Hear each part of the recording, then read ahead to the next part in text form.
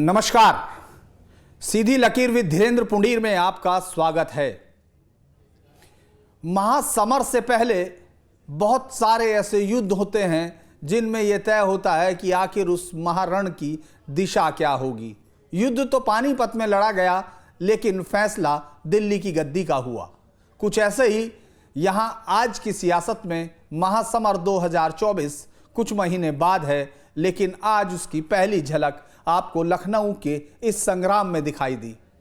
यहां जो युद्ध के सामने जिस तरह राजनीतिक युद्ध लड़ा गया, उससे पहले जिस तरह की बातें, जिस तरह के दावे थे, वो कुछ उलट हुए। मैं अखिलेश यादव की उस भावना को देखते हुए कहता हूं कि जो उन्होंने कहा कि ये तीसरी सीट की जीत है, जो ये बता रही है कि आखिर पीडीए दिल से कौन चाहता है और पीडीए के खिलाफ कौन खड़ा है। तो जीत तो अभी बाद की बात है, लेकिन अभी उनकी पार्टी में इतनी बड़ी टूट होती हुई दिख रही है। और चूंकि ये संख्या नहीं है, इसमें कुछ ऐसे चेहरे हैं जो ये बताते हैं कि इसकी मार कहीं और होगी। ये जो तीर अभी चला है, इसका निशाना ये नहीं कहीं और है, क्योंकि जब 2024 में प्रधानमंत्री नरेंद्र मोदी ये साफ कर चुके हैं कि अपनी तीसरी सरकार में वो फैसले बड़े और कड़े लेंगे, तब शायद राज्यसभा की ये जो सीट है जिसको अखिलेश अभी हारते हुए दिख रहे हैं, वो कहीं बड़ी हार दिखाई देगी। यानी आज की इस लखनऊ की सियासत में ये सबसे अनूठा था कि वो अमेठी से गायत्री प्रजापति की पत्नी जो जीत कर आई थी, वो भी आज एनडीए के खेमे में है। ये एक तस्वीर ये बताती है आज भी उस कहावत को कि वो कहावत कितनी ताकत रखती है कि एक तस्वीर हजार शब्दों से कहीं ज्यादा है।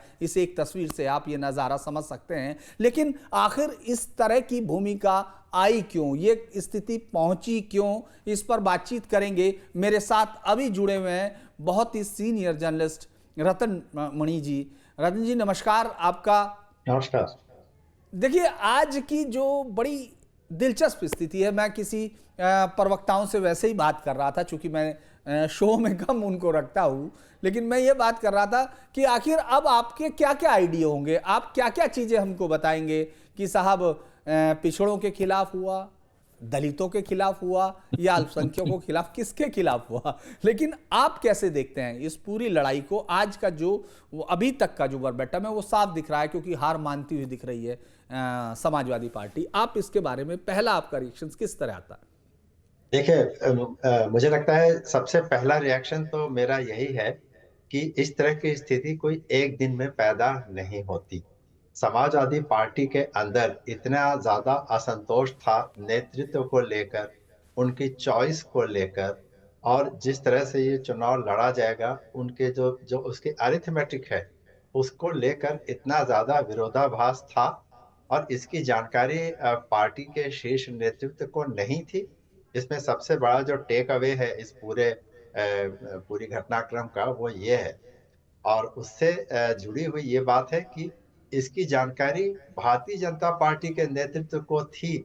जिस तरह से उन्होंने खेमेबंदी की और अपनी क्षमता से ज्यादा वोट पाने के लिए पूरी तैयारी करके रखी, और समाजवादी पार्टी को कल रात तक इस बात का अंदेशा भी नहीं था कि उनके साथ ऐसा हो सकता है। तो मुझे लगता है मेरी पहला रिएक्शन यही होगा कि ये पार्टी लीडरशिप की ओर से कहीं ना कहीं कोई बहुत बड़ी चूक की तरफ इशारा करता है कि उन्हें पता ही नहीं था कि उनकी पार्टी में विधायकों के बीच में चल क्या रहा है। और इतने पुराने लोग, इतने ट्रस्टेड लोग पार्टी लाइन से अलग जाकर वोट कर सकते हैं, इसका अंदाजा ही नहीं था। इसका मतलब कि पार्टी के अंदर जो एक टू वे कम्युनिकेशन होना चाहिए कि कौन क्या सोच रहा है और कौन क्या कर सकता है, इसमें बड़ी कमी रही है। और पार्टी की टॉप लीडरशिप को, यानी कि पार्टी के अध्यक्ष को, अखिलेश यादव को खुद, या उनके जो भी उनके सहयोगी और उनके जो कोर ग्रुप है, उनको भी ये पता नहीं था कि ऐसा हो सकता है। अब वो भले ही कह लें कि इससे समझ में आ जा रहा है कि पीडीए के साथ कौन है, पीडीए के साथ कौन नहीं, ये सब तो रिएक्शन है। लेकिन जो कमी है, जो कि मुझे लगता है कि अंदर ही अंदर सब स्वीकार करेंगे कि पार्टी के विधायकों के रुख में ये बदलाव आ सकता है, इसकी जानकारी उन्हें भनक भी नहीं लग पाई। जी। आज हम लोग राम गोपाल यादव की बात, पहले वो एक बाइट सुनते हैं और फिर उसके बाद मेरे सहयोगी आलोक भी जुड़ रहे हैं, उनके पास भी जाके समझेंगे कि पार्टियां किस शब्द से सबसे ज़्यादा डरती हैं, वो भी बात करेंगे। लेकिन पहले हम राम गोपाल जी को सुनते हैं, वो आखिर कह क्या रहे हैं, जिनको अभी तक ये आइडियलॉग माना जाता था। हालांकि इस पूरे चुनाव के बाद तो उनको ज़्यादा नहीं सुनी जा रही, लेकिन फिर भी आए हैं तो वो रणनीतिकार के तौर पर ही। जी। जैसे बरसात के सीजन में कुकुरमुत्ते उगाते हैं और बाद में टूट जाते हैं। कुछ कुकुरमुत्ते हर पार्टी में होते हैं, बीजेपी में टूटन हुई। पहचान नहीं हो पाई बीजेपी पहचान करने में वो तो ऐसे ह्यूमन नेचर, आदमी परफेक्ट नहीं होता है, तो पहचान में तो गड़बड़ी किसी से भी हो सकती है। विधायक वो मन से हमारी पार्टी के साथ नहीं थे, गलती से इधर आ गए। और देखिए अभी आलोक हमारे साथ जुड़ गए हैं, शायद आलोक जी आ गए हैं, तो मैं उनकी तरफ चलने की कोशिश करते हैं। आलोक, क्या आप हमको सुन पा रहे हैं? हाँ आलोक, आप तक मेरी आवाज आ रही है? आलोक तक जी।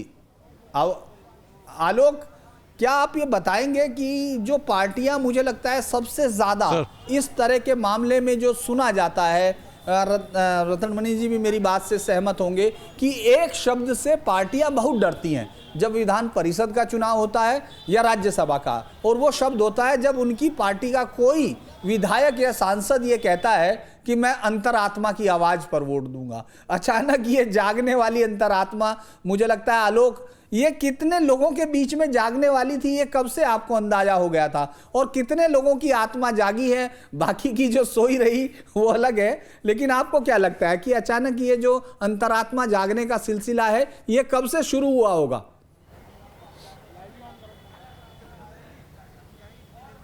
देखिए सर, अगर हम इस लोकसभा के 2024 की बात करते हैं और उसको बैकग्राउंड में रख करके इस राज्यसभा के चुनाव को देखें, तो सबसे बड़ी बात यही है कि जैसे ही चुनाव आता है या आम चुनाव नज़दीक आता है या फिर विधानसभा के चुनाव आते हैं, तो ये अंतरात्मा का प्रश्न जो है बिल्कुल सामने आके खड़ा हो जाता है। उसके इर्द गिर्द जब भी कभी अपर हाउस के इलेक्शन होते हैं, चाहे इस तरफ राज्यसभा का होता हो या विधान परिषद का, अंतरात्मा वाला विषय जो है एक बड़ा कारण बन के दिखता है।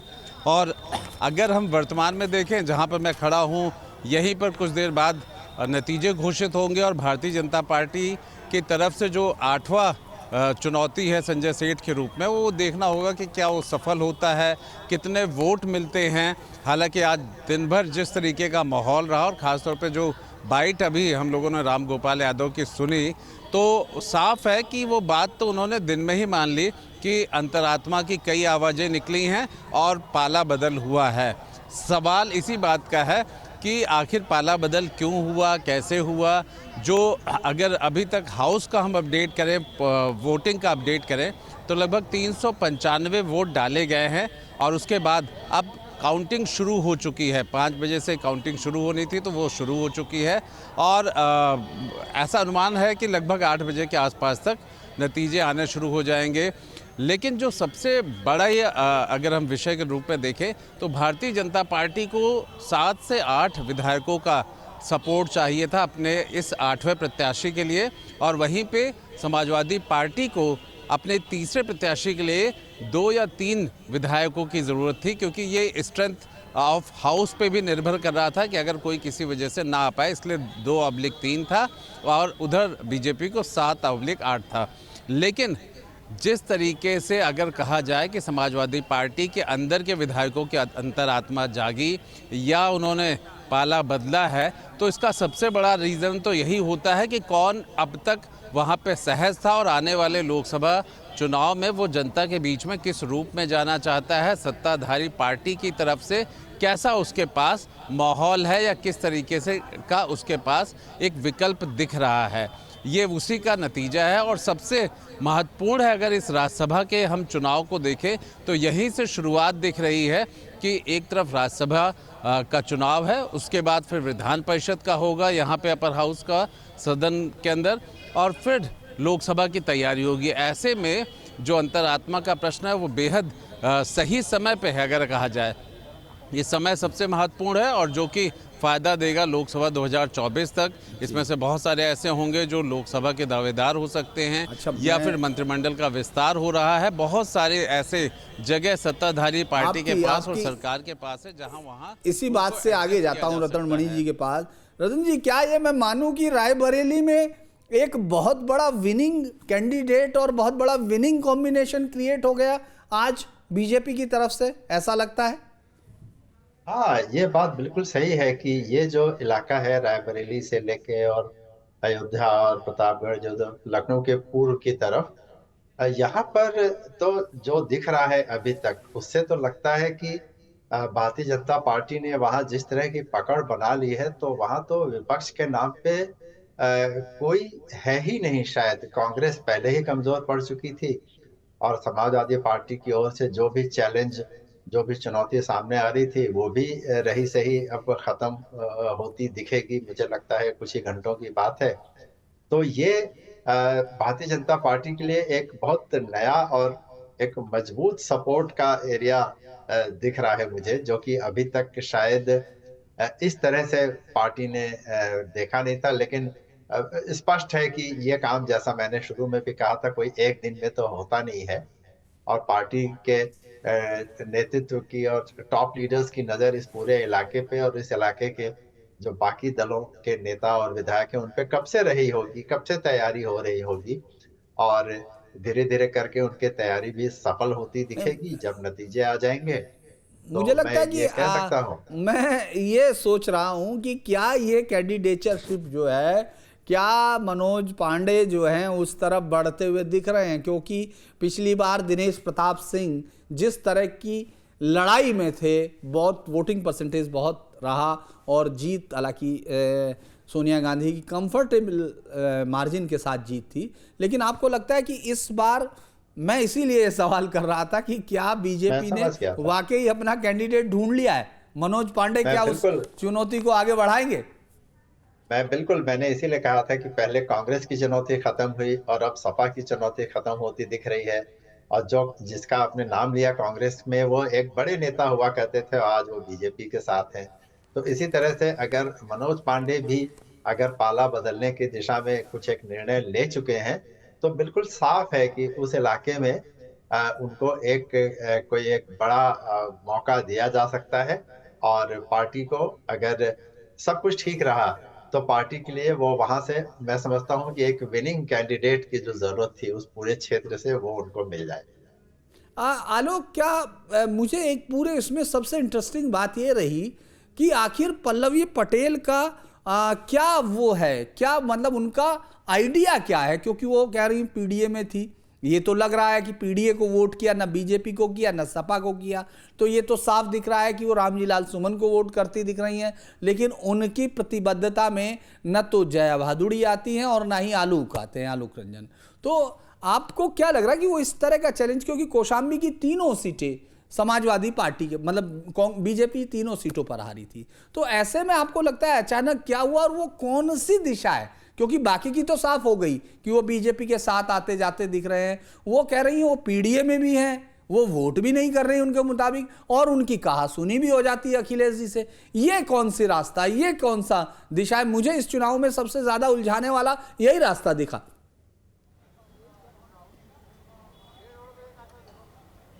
सर बिल्कुल, देखिए सर, जिस तरीके से अगर हम इन सभी लोगों को देखें जिन्होंने क्रॉस वोट किया है या जिनका नाम सामने आ रहा है, महत्वपूर्ण बात यही है कि जो आम तौर पे नेता अगर आपके कैमरे पे आके कुछ कहता है तो मान लीजिए कि निश्चित तौर पे वो पाला बदलने या फिर वो अपने बात के ठीक उल्टा जा सकता है। पल्लवी पटेल ने सबसे पहले पीडीए का प्रश्न उठाया और प्रत्याशियों को कहा कि पीडीए के मानक पे नहीं है, और उन्होंने बाद में कांग्रेस के साथ जो न्याय यात्रा थी उसमें जाकर के उनका साथ दिया। उसके बाद समाजवादी पार्टी और कांग्रेस का गठबंधन हो जाता है, फिर पल्लवी पटेल के पास विकल्प नहीं बचता है और वो दोनों इस गठबंधन के बीच में कहीं ना कहीं थोड़ी मुश्किल में ज़रूर रही। लेकिन हाँ, जो उनका विरोध का आवाज़ था वो उन्होंने बरकरार रखा। उन्होंने कहा कि अखिलेश के साथ उनके नोकझोंक हुई, उनकी बातचीत हुई, बहस हुई, और वो पीडीए के समर्थन में हैं, उन्होंने वोट डाला। लेकिन अब ये तो देखना होगा कि वोट पड़ा किसका। पल्लवी पटेल का एक ऐसा वोट होगा जिसको सचमुच में देखना होगा कि उन्होंने किया क्या है, और नतीजों के बाद वो साफ हो सकता है। लेकिन जो सबसे महत्वपूर्ण बात है आज के इस पूरे चुनावी माहौल में और नतीजे आने तक में, वो यही है कि जो पाला बदल करके गए हैं आखिर वो क्यों गए।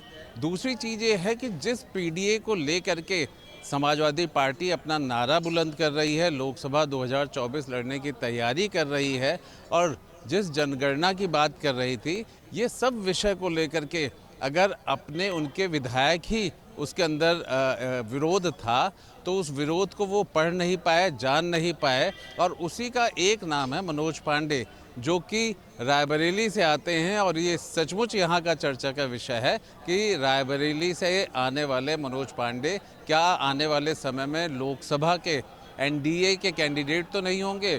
लेकिन इन सब के बीच में पीडीए को लेकर के एक बड़ा प्रश्न खड़ा हो गया है कि पीडीए का जो नारा था, कहीं ना कहीं अगर हम नाम लेते हैं कि जैसे जिनकी बात हो रही है, ये हम कंफर्म तो अभी नहीं कहेंगे, राकेश पांडे हैं, अभय सिंह हैं, पूजा पाल हैं, आशुतोष मौर्य, मनोज पांडे, इस तरह से 7 नाम ऐसे हैं जिन्होंने क्रॉस किया है।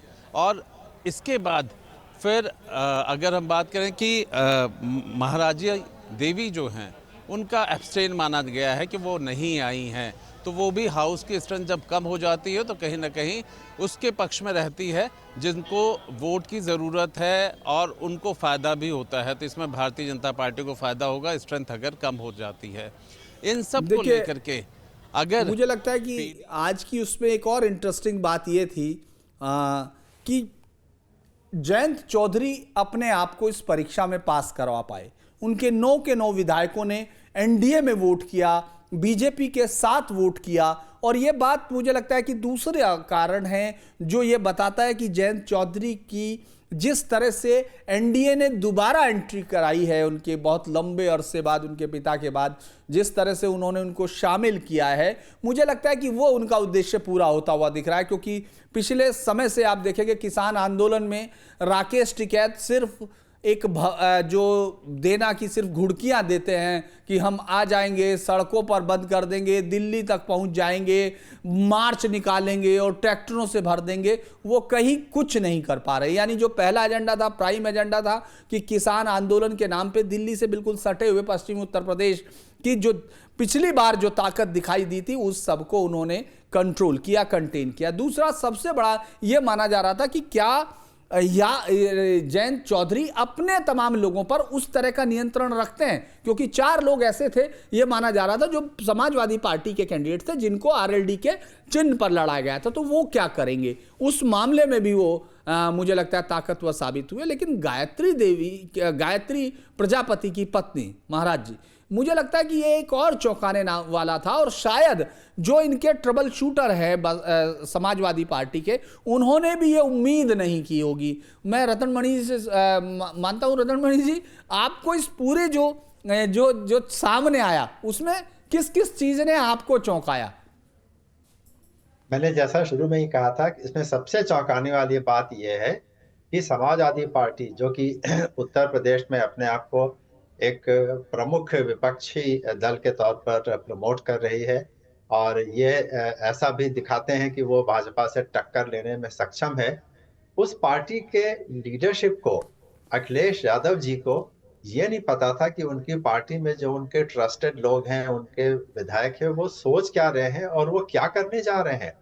चाहे वो ये प्रजापति हो, चाहे वो अपने मनोज पांडे हो, चाहे वो तमाम सारे और विधायक हो जिनका नाम अभी आप लोगों ने लिया। तो ऐसा तो है नहीं कि ये विधायक समाजवादी पार्टी के लीडरशिप से अनजाने थे, या समाजवादी पार्टी के नेता इनसे मिलते ना रहे हो या इनसे बात ना करते रहे हो।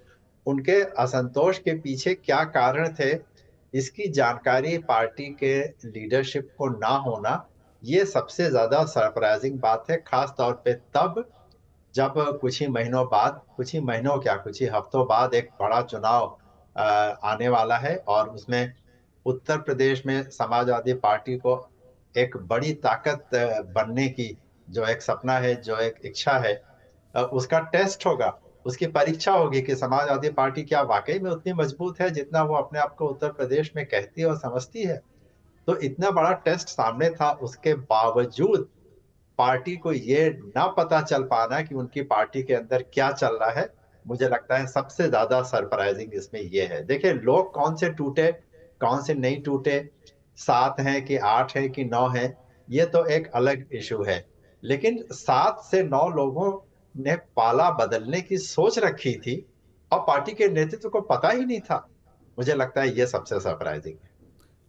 इस पूरे चुनाव में मतलब मैं एक जो उन्होंने कहा पीडीए को लेकर पल्लवी पटेल, वो भी सुन लेते हैं और उसके बाद फिर मुझे लगता है कि राम के नाम को लेकर बहुत ज़्यादा, कम से कम इन पार्टियों के लोगों में राम के नाम को लेकर बहुत सारे सवाल जवाब हो रहे हैं, उस पर भी बात करेंगे। लेकिन पहले एक बार सुन लेते हैं कि पल्लवी पटेल क्या कह रही हैं, उन्होंने क्या कहा, क्योंकि मुझे इस पूरे चुनाव में पूरा सबसे ज़्यादा जो अलग सा एक एटीट्यूड जो लग रहा है कि जो किस तरफ जा रही है उसकी चाल को पढ़ पाना अभी भी आसान नहीं दिख रहा, वो पल्लवी पटेल ही दिखाई दी है। एक बार उनका ये सुन लेते हैं जो उन्होंने कहा है। इस वक्त हमारे साथ विधायक पल्लवी पटेल जी हैं। मैम, आज पीडीए को लेकर के आप पहले भी मुखर रही, किसको मत गया ये सभी जानना चाह रहे हैं। देखिए, पीडीए हूँ मैं और मेरे अलावा पीडीए कोई नहीं है। पीडीए की बात कही थी, पीडीए की बात को उठाया था, पीडीए के लिए प्रतिबद्ध हूँ और पीडीए को ही वोट कास्ट किया है। तो किसकी उम्मीद की जा रही है? आपको क्या लग रहा है 8वां प्रत्याशी जिसको लेकर के रस्साकसी काफ़ी ज़्यादा है, किसको? मेरे लिए प्रत्याशी अहम नहीं है, पीडीए अहम है। पीडीए को ही वोट किया है। भारतीय जनता पार्टी की तरफ से जो प्रत्याशी हैं, संजय सेठ हैं, इधर आलोक रंजन हैं, इन दोनों के बीच में ही नहीं, मुझे इन प्रत्याशियों का नाम भी नहीं पता। किसे गया है कुछ बता दीजिए, इंडिया या एनडीए? ऑब्वियसली पीडीए के लिए, उसी की लड़ाई है। सपा को, पीडीए को। बहुत बहुत शुक्रिया। तो ये थे हमारे साथ पल्लवी पटेल, उन्होंने साफ तौर पर बताया कि पीडीओ को उनका वोट गया है। वीडियो जल्दी पकड़ा के साथ शुभम पांडे, न्यूज स्टेट लखनऊ।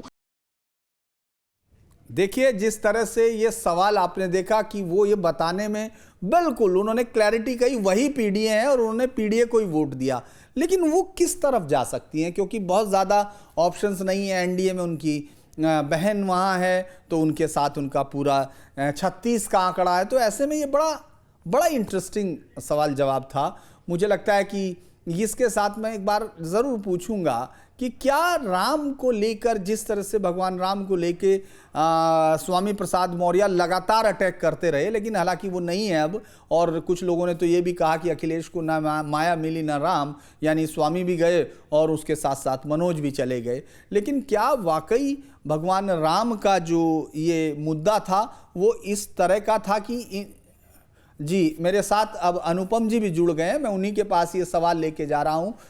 अनुपम जी, आपका बहुत बहुत स्वागत है इस परिचर्चा में।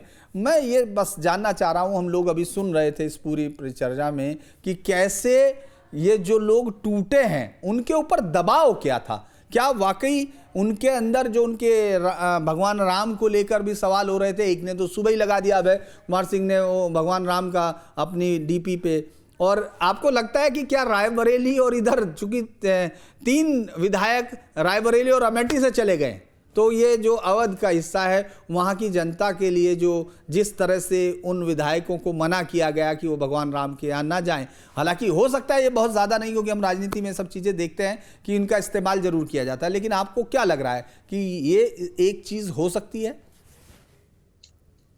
धीरेन्द्र जी, देखिए, मनोज पांडे लगातार स्वामी प्रसाद मौर्य पे हमलावर रहे और जितनी बार स्वामी प्रसाद मौर्य ने रामचरितमानस को लेकर कोई टिप्पणी की, हर बार मनोज पांडे ने उसको खारिज करते हुए कोई ना कोई बयान दिया और अंत में उनको विक्षिप्त तक कह डाला।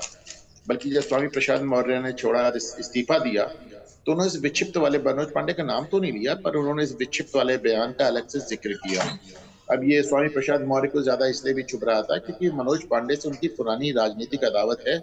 मनोज पांडे 2007, 2012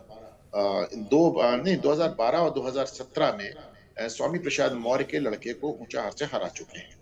और ऊंचाहार पे देखिए, मनोज पांडे का इतना जबरदस्त कंट्रोल है कि ऊंचाहार कॉन्स्टिट्यूंसी जब से 2012 से बनी है, तब से वहां मनोज पांडे लगातार रिपीट कर रहे हैं। आज तक उनके अलावा वहां कोई हुआ ही नहीं।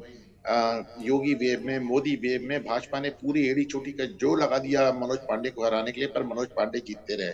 मनोज पांडे से ही पूछे तो समाजवादी पार्टी के सबसे बड़े ब्राह्मण चेहरा थे, लेकिन जब सरकार बनती है तो उनको कोई कायदे का मंत्रालय नहीं देते। आप उनको आप जानते ही हैं सपा सरकार में किस तरह का एक मिनिस्ट्री डिस्ट्रीब्यूशन होता था।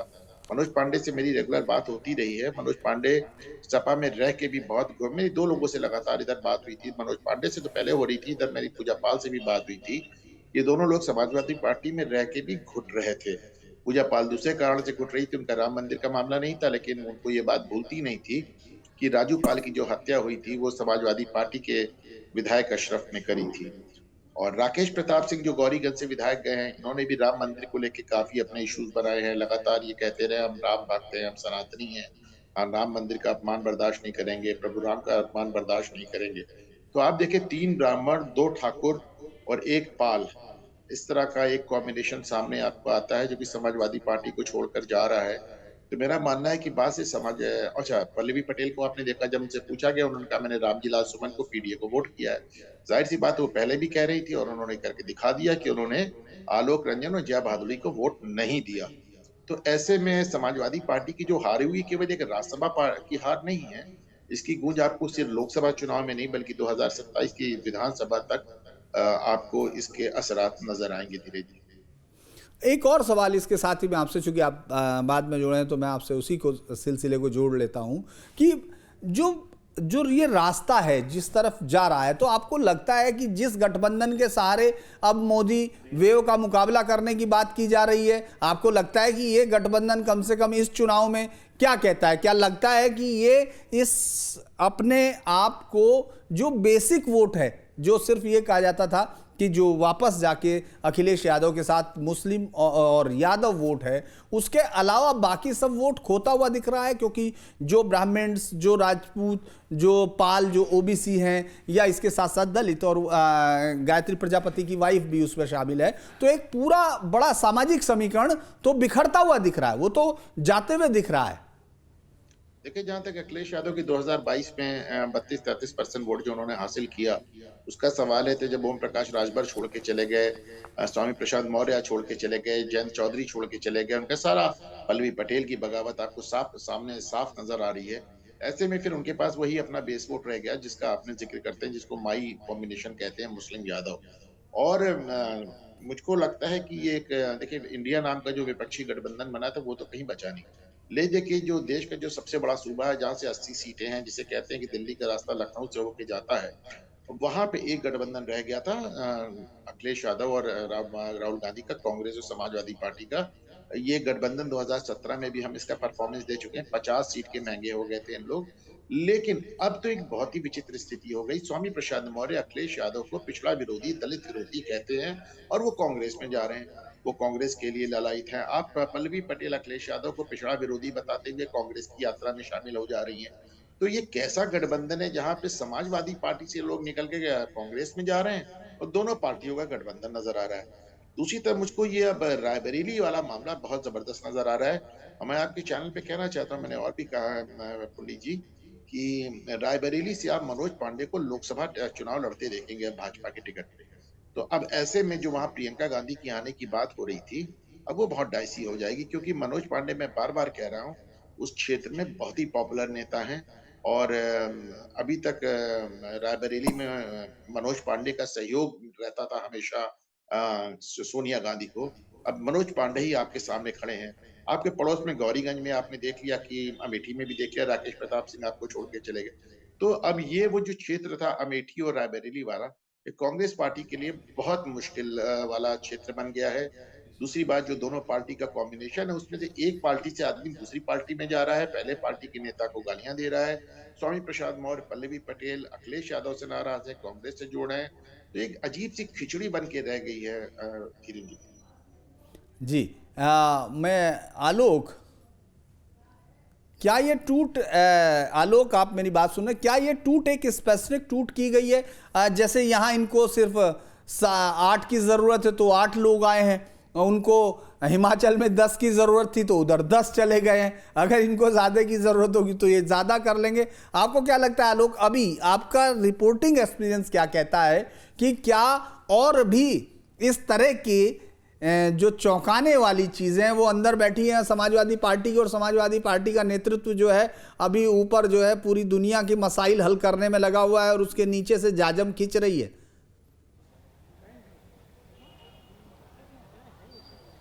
देखिए, एक बात तो बिल्कुल साफ है, जो आप बात कह रहे हैं ये बिल्कुल अभी लिमिटेड एडिशन है। मतलब इतने की ज़रूरत थी तो सिर्फ इतने ही उन्होंने तोड़े हैं जिससे उनका 8वां प्रत्याशी वापस से जीत जाए।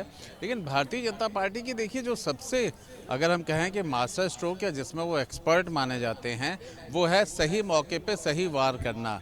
जैसे ही वो 8वां प्रत्याशी लाए, मोटा मोटा उन्होंने एक होमवर्क करके रखा था। और मैं आपको बताऊं कि 2 ऐसे नेता थे जो लगातार इस पूरे अगर कहा जाए इस मिशन में या ऑपरेशन में शामिल थे, तो वो थे भारतीय जनता पार्टी के मंत्री दयाशंकर सिंह और दूसरा ओम प्रकाश राजभर। इन दोनों नेताओं की अगर कहें या मंत्रियों की, तो यही ड्यूटी थी कि वो इस बात को देखें कि कौन इस तरफ आ सकता है, और ये भी देखना कि साथ में उनको चूँकि बदले में क्या मिलता है इस बात का भी हमेशा आश्वासन दिया जाता है।